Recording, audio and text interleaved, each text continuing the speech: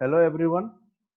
Through this video, we'll discuss the importance of multiple catch blocks in Java. First of all, we have discussed regarding one try block, one catch block. So why multiple catch blocks are required first of all? Okay. So there may be a situation what we have discussed through our example that a specific code is there. Out of the code, we are unable to find the exact error. Okay. So we are making a guess that at line number this maybe the error is occurring, or from this specific portion of code maybe the error is generating. Okay, so what we have done, we have taken the help of try block. We are keeping these many statements inside the try block, and we are handling through by using the catch block. Okay, now first statement, you again recall, we are making a guess that maybe this portion is creating the error and this may be the error. So if you are making a guess that the because you are unknown about the exact type of error, so you are making a guess. According to that, you are writing the catch block. So if you are writing a single catch block for your try block, that means you know the exact type of error. So kindly modify that. But if you don't know the exact type of error, then you have to make multiple number of guesses. This may be the problem, this may be the problem, this may be the problem, this may be the problem. So on the basis of a single error, you don't know the exact type of error, you have to write multiple catch blocks to handle the exception. Okay, so for one problem we can have multiple number of solutions, but always the exact solution will be followed by the user. Okay, so let's see through the example. So this example we have discussed in the last video, the use of finally block, where we have divided two numbers. We have taken the input for two numbers and we are finding the division of two numbers. So use of multiple catch blocks in Java. Okay.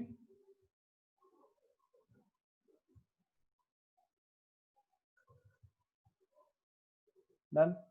Check what you have done. We have declared two variables. We have taken the input. We are finding the division. Then according to that, I am writing the catch block. So I know that maybe the problem is occurring because of arithmetic exception. Okay. So one catch block is handling the exception. Then suppose I am writing null pointer exception. Okay.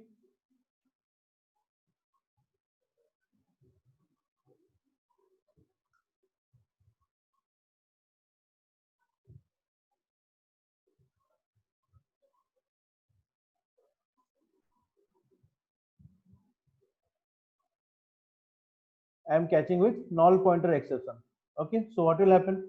I am generating arithmetic exception but handling null pointer exception. So you have seen that abnormal termination will occur, but the finally block will execute. Let's see.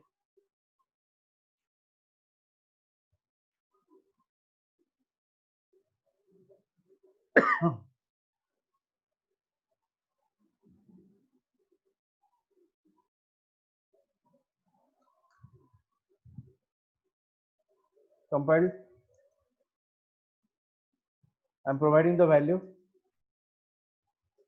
See, arithmetic exception is generating because it is showing that arithmetic exception division by 0. But what I am writing?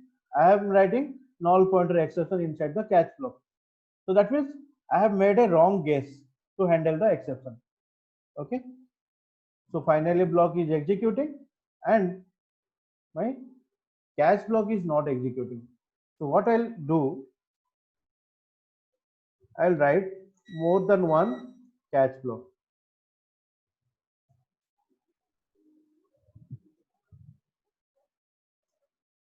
Okay.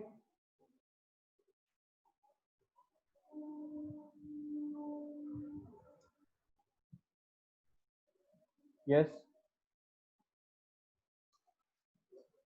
Now check. Cannot divide by 0. This one. That means out of multiple catch blocks, which catch block is appropriate, that catch block will handle the exception.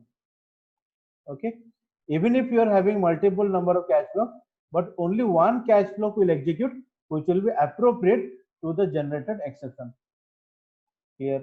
Okay, so multiple catch blocks are required because the user is unknown about the use what kind of exception will be generated. So on the basis of that, I am writing multiple catch blocks. Out of multiple catch blocks, one catch block which is appropriate related to the type of exception generated will be executed here. Okay, now for example, suppose I am writing here number format exception. Okay, what kind of exception will be generated? Arithmetic exception. I am keeping multiple catch blocks. I am making a guess, maybe null pointer exception will be generated, maybe number format exception will be generated. Okay, I am compiling the program. Compiled successfully, executed. See, again abnormal termination is occurred.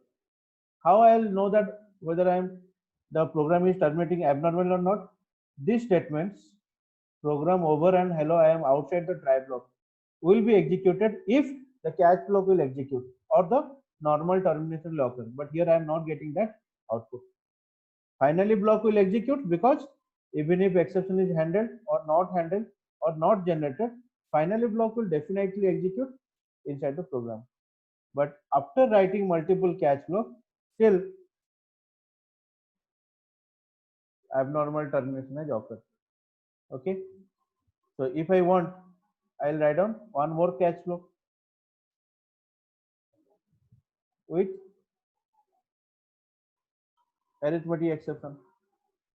Okay, now let's see.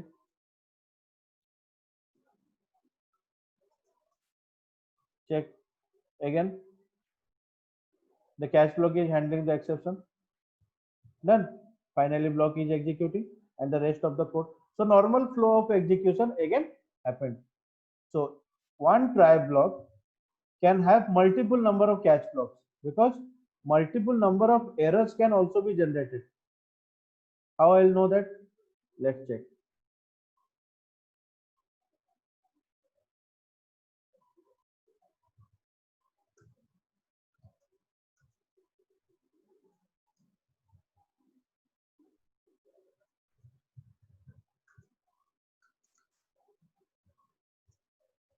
I'm assigning the value null to the string.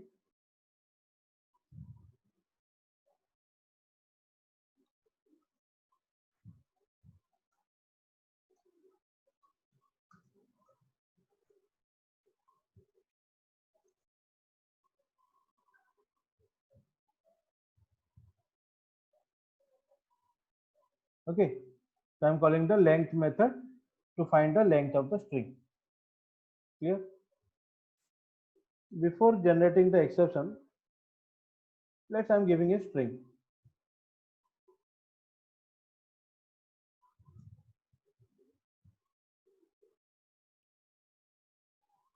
So 25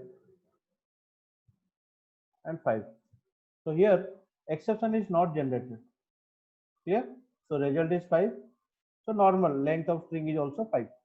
Clear? I am executing once more, but where exception is generated. Which kind of exception? Arithmetic exception. So what will happen? Instantly at this point, exception is generated. So rest of the statements are not going to be executed. It will directly come to the catch block, which is appropriate to handle the exception. This statement will execute, then finally, then the rest of the code. Okay. I am executing once more where arithmetic exception I am not generating. Okay. So instead the value is coming. Suppose I am changing this name to null. And I am trying to find out the length of the string. Compiled. See. Hello, I am inside the try block because result is 5. After that, cannot divide by 0. We have given the message because the null pointer exception we have given cannot divide by 0. But if you want, you can see string value is null. The message you can provide.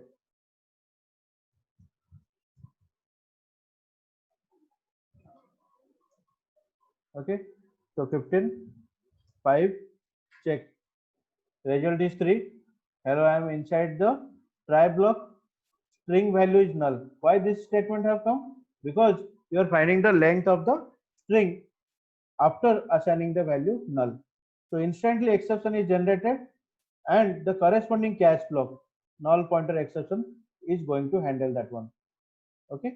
So one try block can have multiple number of exceptions. So according to that, I have to write multiple number of what? Your catch blocks. Clear? Okay. Now you can check one try block can be followed by one or multiple catch blocks. Then we have seen that every catch block definitely keeps a different handler to handle the exception. Every catch block. Okay. One catch block is handling null pointer exception.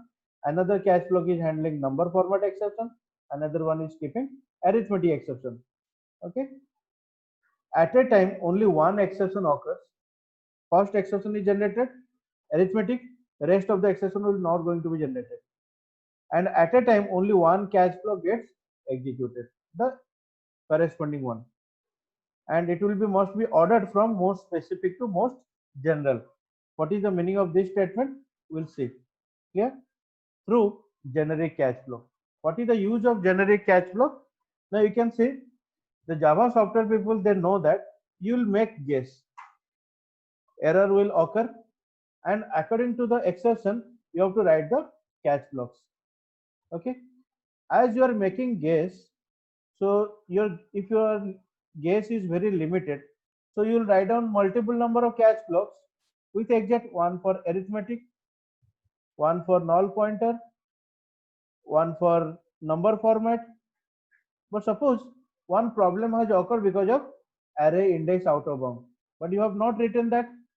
So what will happen? After writing multiple catch block, still abnormal termination is occurring. Okay. So the Java software people, they have given the preference that if you want, you can write down the parent class name. In the first video of exception handling, we have discussed that exception class is the parent class of all the exceptions. Okay. So any kind of exception is generated, the generic catch block. This is known as a generic catch block where you are using the name of the parent class. Okay, we can handle the exception. So this is compulsory to handle the exception. How it will handle? Let's check.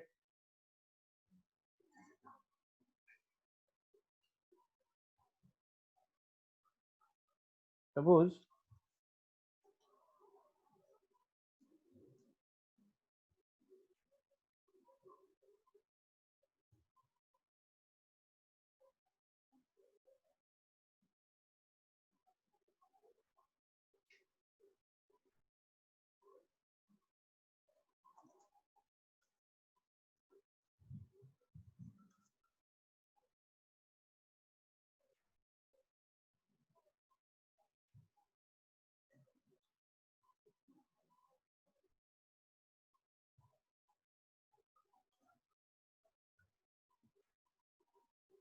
so through this example, what we have done, we are taking the input for two numbers.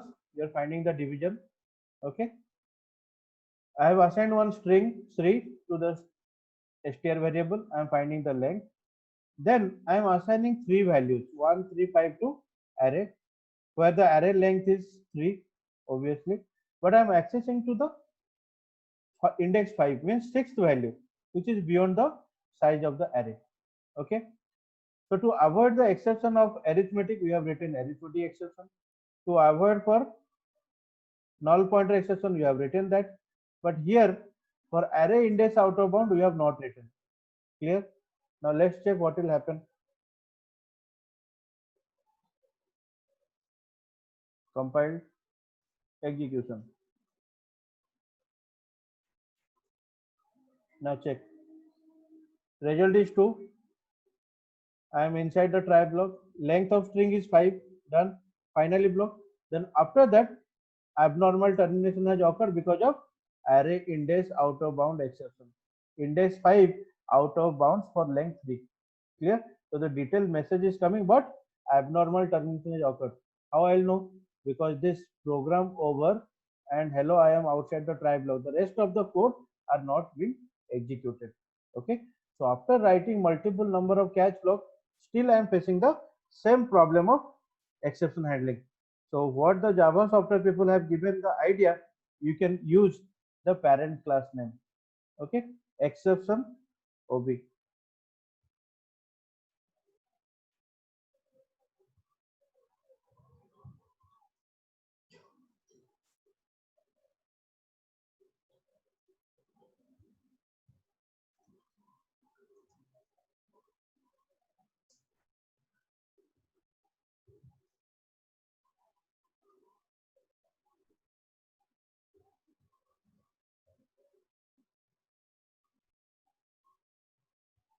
Clear? I am using the parent class name exception and then putting one message. Let's see.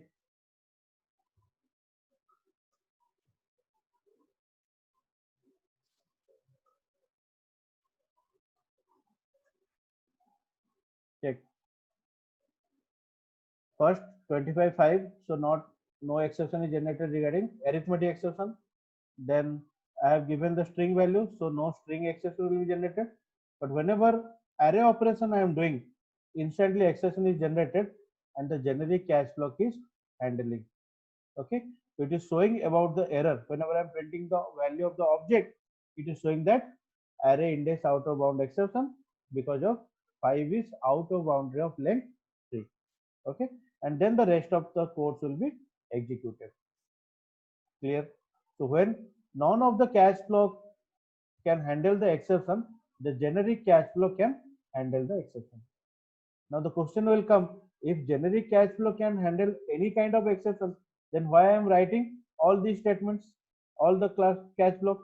So that's why the last statement I have told that it must be ordered from most specific to most general. You have to provide the message to the user that what is the exact kind of exception generated. Okay. So first you write down all the possible catch blocks to show the user that this is maybe the exact catch block or exact error what is happened. If not, then the generic catch block will give an advantage not to terminate the program abnormally. It will only avoid the abnormal termination and will provide you the normal termination of the program. Clear? Next, one more point is also here.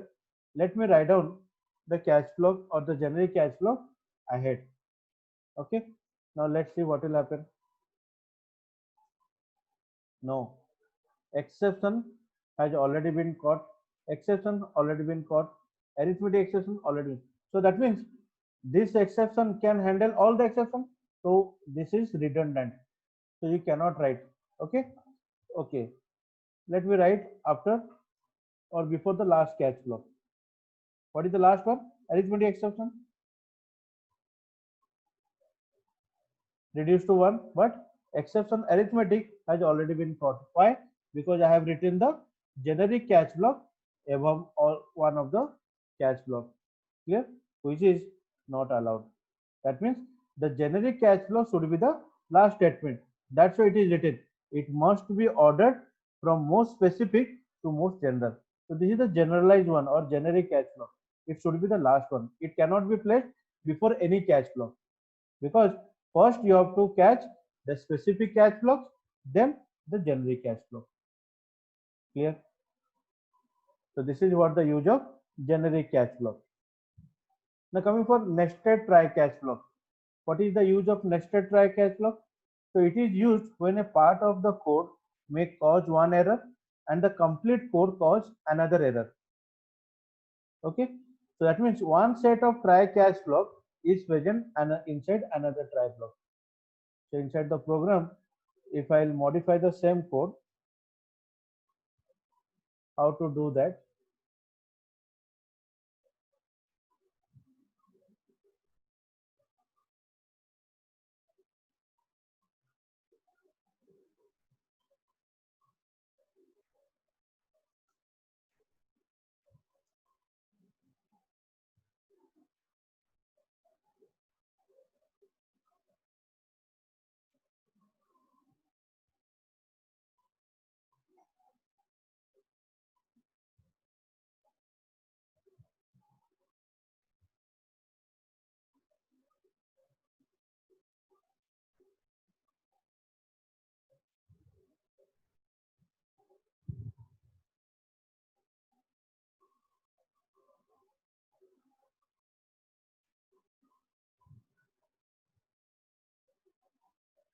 Okay.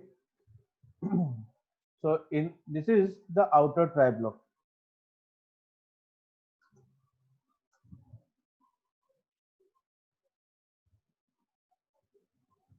This is inner try block.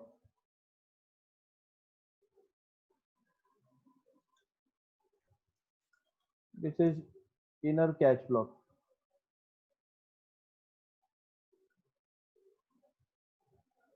Okay. So this inner try catch block is present inside the outer try block.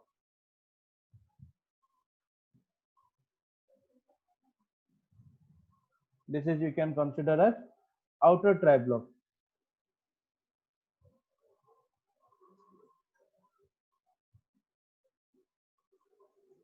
This is generic catch block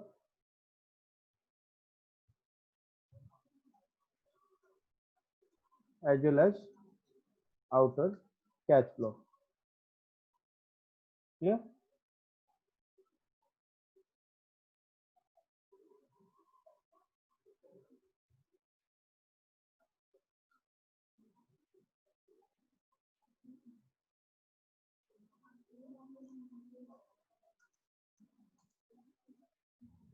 This is nested try catch block. Okay. So let's save the file. Okay. So let's understand the format. Inside one set of try block, the outer try block, we are keeping another set, inner try and catch block. Okay. So exception is generated. Okay. So exception is generated when the division of two numbers has been done. Okay. So when you are dividing two numbers, we are thinking that arithmetic exception will be generated. Okay. So according to that, I have to keep the catch block. Okay. So let's execute the program, then you will understand.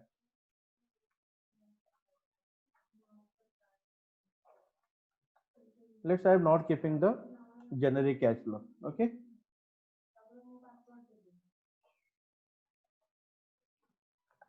Java C. Oh, sorry.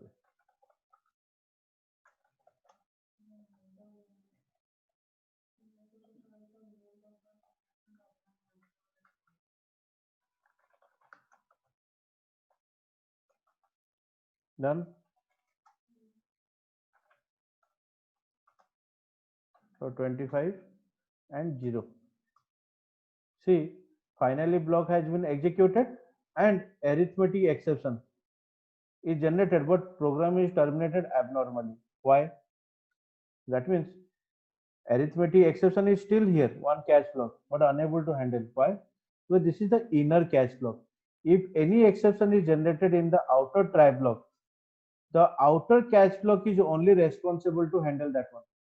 The inner catch block will never play a role to handle the outer catch try block error. Clear? So the inner catch blocks cannot handle the exception which is generated inside the outer try block.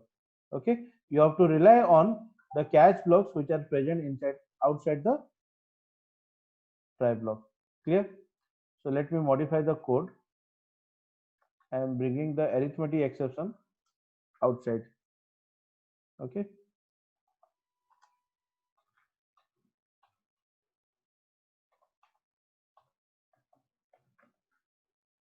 Again, let's execute this one.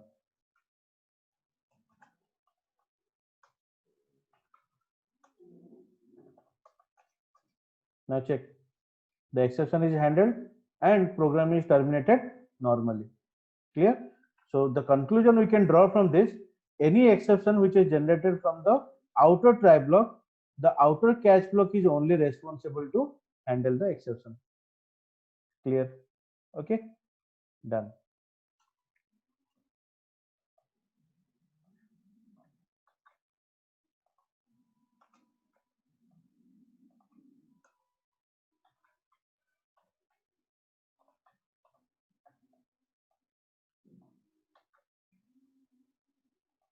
I'm just changing the position of the catch blocks, nothing else.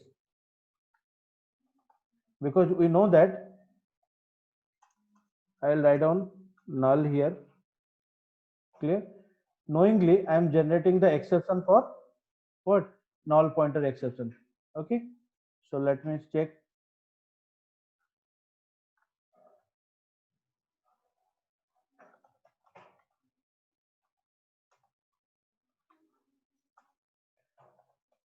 So I'm not generating the arithmetic exception. But what will happen? Now I'm entering to the null pointer exception generated inside the inner try block. So any exception is generated in the inner try block. First, it will check whether inner catch block can handle or not. Now here in our case, the inner catch block is able to handle. Okay.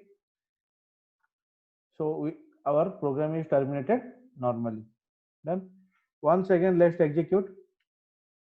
No, before executing, okay, I am making the value to once more another value, so that null pointer exception is not going to be generated. Okay, and you have seen the previous example. Whenever one exception is generated here, the rest of the exception are not going to be generated. But one conclusion again we are drawing, that any inner try block is generating exception, first it will go for inner catch block. If inner catch block can handle the exception, then good. Okay, you are not relying on anybody else. So now I have changed the value from null to Sri. I am not generating arithmetic exception. Null pointer exception is also not generated because string value is 5. But whenever I am accessing the array value, how many values I have given? 3. But I am accessing to the 6th index, 6th location, which is not allowed, and array index out of bound exception is generated. Clear? And program terminated abnormally. See here, because the inner catch block is unable to handle, as well as the outer catch block is also unable to handle. Clear? So one more conclusion is here. If the inner catch block cannot handle, the inner try block will rely on outer catch blocks. Okay. So let's see. So array index out of bounds exception, OB.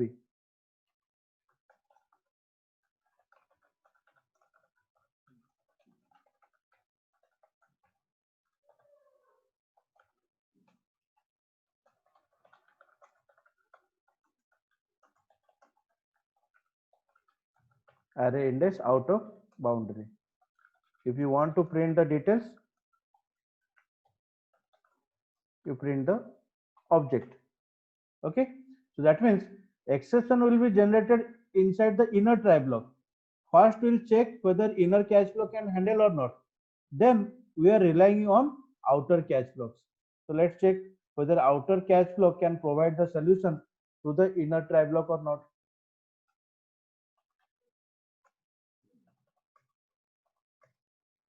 Okay, see, the rest of the codes are executed, means program is not terminating abnormally. The normal flow of execution has occurred. But how it has been done? The inner catch block cannot handle the exception, because null pointer exception cannot handle array index out of bound. So last conclusion, if the inner catch block cannot handle the error or exception of inner try block, then the outer catch block is responsible for that to handle the exception. Okay, so array index outer boundary exception, then over. Clear? So a outer try block exception handled by outer cache block. But for inner try block, both inner and outer cache blocks are responsible. Clear? So this is what the overall nested try catch block operations in exception handling. So you have to understand through different kinds of examples. Okay. So thank you everyone for watching this.